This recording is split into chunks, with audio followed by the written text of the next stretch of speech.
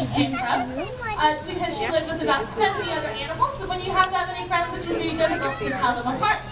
So she has that little red tag, and it doesn't bother her any more than having earrings in your ears. And we left it on because it helps them tell us apart from Ariel. So both of our harbor seals are out on deck for you today. Jenna is on your right, and Ariel is on your left. They are a year apart. Jenna is 5, and Ariel is 4. We also have 4 sea lions that call Sea Lion Cove home. And they will be out a little later. We do have one swimming around the pool. And when he comes up on deck, I will introduce him. Oh, here he comes, working with Katie. We have Big Sir. Big Sir is our smallest sea lion. That's because he is our youngest. He's only 3 years old, and you can see he's very energetic. Male sea lions can get anywhere from 500 to 800 pounds. And though he is small right now, he will one day be the biggest sea lion in this exhibit.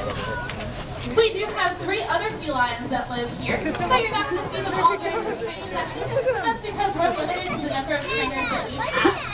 We want to make sure that each of our animals gets the one-on-one attention that they deserve. And they will be out as soon as the show is over. Now, a lot of people wonder how we tell the difference between seals and sea lions.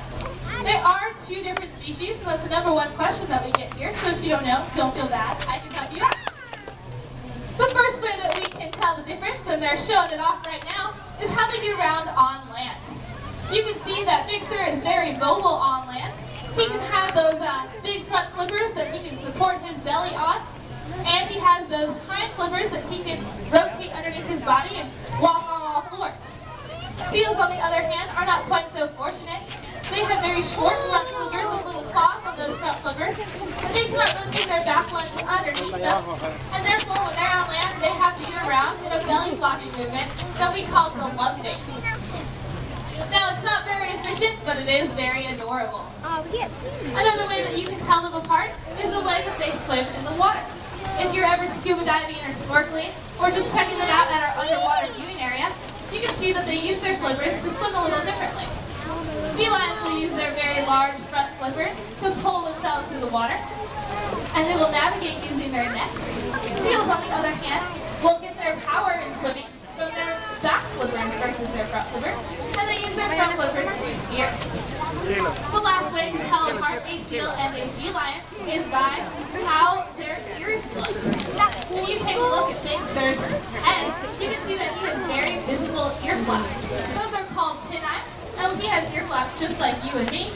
Seals, on the other hand, have ears that are entirely internal. They're all inside their head, and all you can see of their ears are a small hole on the side of their heads where their ears are right behind their eyes. The easiest way that you can tell apart our harbor seals from our California sea lions here is that you can see that our harbor seals have spots and our sea lions do not. I'm sure you guys have a couple of questions about the training that you see going on in front of you. We use operant conditioning here at Sea Lion Cove to train our animals. That means that we use positive reinforcement. So we'll ask an animal to do a behavior, and if they do it, and they do it correctly, then they get rewarded with their favorite thing. Can any of you guess what their favorite thing is?